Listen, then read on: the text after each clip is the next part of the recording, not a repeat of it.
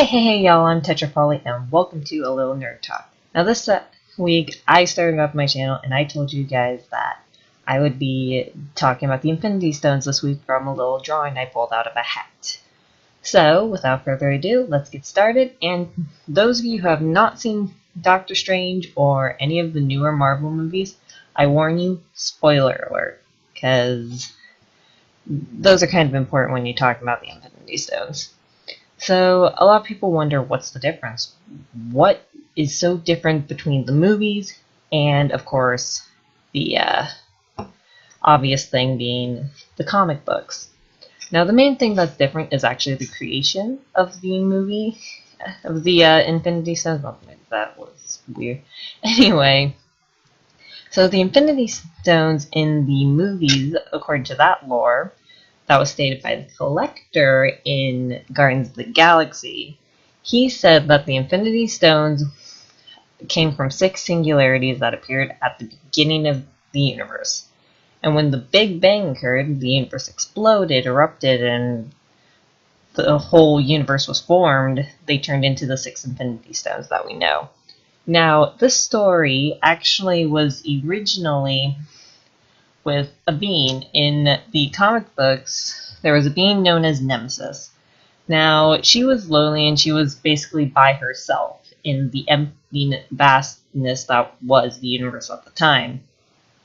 So she basically shattered and turned into the 6 Infinity and split up into the 6 Infinity Stones and basically created the universe and the multiverse. So there was also, of course, the specific stones themselves. The main difference between them are colors. So for those of you wondering, the image on my, it'll be your right on the screen, is going to be the comic books. On your left will be the movie version of the stone. So I'm going to make images pop up. Woo! Anyway, so the Space Stone is actually one of the first stones that we're introduced to in the cinematic universe. The stone is held in the Tesseract and is currently in Asgard. This stone's still in the Tesseract and it's still in Asgard. And the only reason we know the Tesseract holds an Infinity Stone is because in Age of Ultron, Thor, he has a vision showing the Tesseract being inside the Infinity Stone being inside of the Tesseract. In the movies, the stone is blue. In the comics, the stone is actually more of like a teal-green color. Now, they both basically do the exact same thing, where you can teleport from one point of space to the other.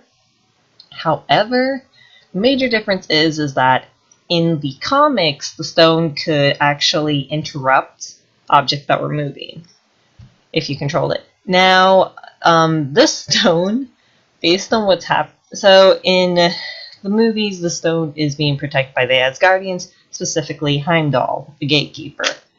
While in the comics, of all people, the stone was actually being held onto by Iron Man, of all people, considering what happened in the cinematic universe when he got a hold of an Infinity Stone. That was fun. And then, of course, another common one is that we now have the Mind Stone. The Mind Stone became obvious in Age of Ultron, along with the fact that the Infinity Stones were all connected. The Mind Stone is currently in the cinematic universe is with Vision. Now, the stone in the movies is yellow, while the Mind Stone, actually, I take that back, the Mind Gem, because in the comic books, they were actually called the Infinity Gems or the Soul Gems, not the Infinity Stones. Anyway, the Mind Gem is actually a red color in the comic books. Now, this gem allows a certain control over, your mind, which is obvious in the little mind control that took place with Loki's scepter in the first Avengers movie. While in the comics, this one actually could literally be, its powers were limitless. It was practically limitless. The amount of psychic energy it had. It could do empathy, telepathy, telekinesis, practically anything. Now, the Mind Stone may be with Vision in the cinematic universe. In the comics, it actually was with one of the X-Men. This stone was actually with one of the smartest of the X-Men, and it was with Beast. For those of you who don't know him, I'm going to make an image pop right here on screen right now. Woo! Ow. I need to stop hitting my mic.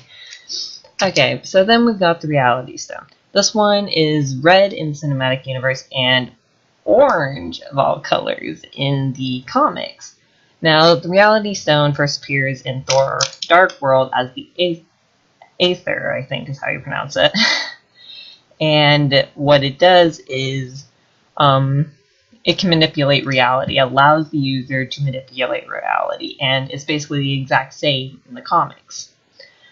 In the cinematic universe, the Asgardians take the stone to the Collector, while in the comic books, they actually give it to, well, bring in the Fantastic Four, because that stone goes straight to Dr. Reed Richards, also known as Mr. Fantastic, the really stretchy guy.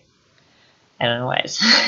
Anyway, so then we've got Power Stone, which is purple in the cinematic universe, and actually it's the yellow gem in the comics, and it's basically the exact same abilities in both. It's more in-depth of what it does in the comics, but we haven't fully seen what the Power Gem can do yet in the cinematic universe. But according to the comic books, it basically supercharges the user's strength, durability, superpowers, and allows them to manipulate energy. It's much like what they do in the world of the cinematic universe. In the cinematic universe, it's with the Nova Corps in the world of Guardians of the Galaxy. And in the comics, this one is actually with a superhero known as Namor. Namor is basically, okay, please don't shoot me, Marvel fans, but is basically the equivalent of Aquaman in the DC comics. Now, the Time Stone is green, and in the Eye of Agamotto with Doctor Strange in the cinematic universe. In the comic books, well, it's blue, and the powers are basically the same. It allows the user to manipulate time and whatnot, stop, slow, and can actually allow them to see into the past or the future, not in the present. Sorry. But this gem actually was with Captain America, of all people. Not with Doctor Strange. But Doctor Strange isn't left out yet. Now, the last of the gems, the last of the stones, doesn't appear in the movies yet, but we know it's going to, the Soul Gem. And it's most likely, if it's going to appear anywhere, it's going to appear in Thor Ragnarok, the new Thor movie that I believe is coming out next year. And mainly because it's the Soul Gem, and it's going to, and Thor's going to a place called Hell, of all places. But in the comics, it's actually more thought out. It's obvious what it is. It's purple, while in the images that have so far appeared of possibility of what color the Soul Stone's going to appear, it most likely will appear orange.